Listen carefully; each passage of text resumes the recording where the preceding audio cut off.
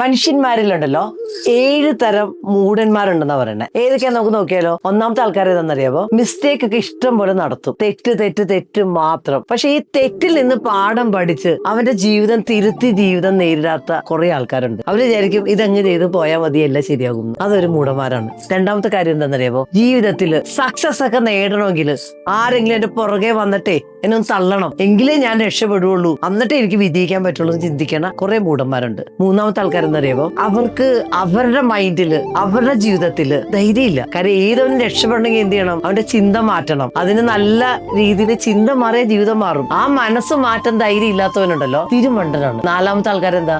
ഭാഗ്യദേവത കടാക്ഷിക്കും പറഞ്ഞ് ചിന്തിച്ചേ ഒന്നുമില്ലാതെ ചുമ്മാ അങ്ങ് ആൾക്കാരെ തെറിയും പറഞ്ഞ് നിഷ്ക്രിയരായിട്ടിരിക്കുന്ന ആൾക്കാരുണ്ട്. അഞ്ചാമത്തെ ആൾക്കാരെന്താണെന്നറിയാമോ? എന്തെങ്കിലുമൊക്കെ ആൾക്കാർ വലിയ വലിയ കാര്യങ്ങളൊക്കെ നടത്തുമല്ലോ, അപ്പൊ അവരെന്ത് പറയും? ഇത് അസാധ്യമാണ് എന്ന് പറഞ്ഞ് എല്ലാത്തിനെയും അങ്ങോട്ട് വലിച്ചു താഴ്ത്തിയിരുന്ന മൂടന്മാരുണ്ട്. ആറാമത്തെ ടൈപ്പ് ആൾക്കാരുണ്ട്. എന്താണെന്നറിയാവോ? നിസ്സാര കാര്യങ്ങൾക്ക് പണം കൊണ്ട് വലിച്ചെറിയും. എന്താണെന്നറിയാവോ? ഞാൻ റിച്ചാന്നൊക്കെ കാണിക്കണ്ടേ, അതിന് വേണ്ടിയിട്ട് ഇല്ലാത്ത പൊങ്ങച്ചൊക്കെ കാണിക്കുന്ന ആൾക്കാർ മണ്ടന്മാരാണ്. ഏഴാമത്തെ ആൾക്കാരുണ്ട്. ദൈവത്തെ കൂടാതെ ഉണ്ടല്ലോ ജീവിക്കാമെന്ന് വിചാരിക്കണ ചിന്തിക്കണ മൂടന്മാരുണ്ട്. അപ്പൊ ഇങ്ങനെ 7 തരം മൂടന്മാരാണ് മനുഷ്യരിലുള്ളത്. നിങ്ങൾക്ക് ഇങ്ങനെ ഏതെങ്കിലും ഉണ്ടോ? അങ്ങനെയാണെങ്കിൽ ആ ഉള്ള ആൾക്കാരെ നിങ്ങൾക്ക് അറിയാമെങ്കിൽ ഒന്ന് ടാഗ് ചെയ്തോളൂ.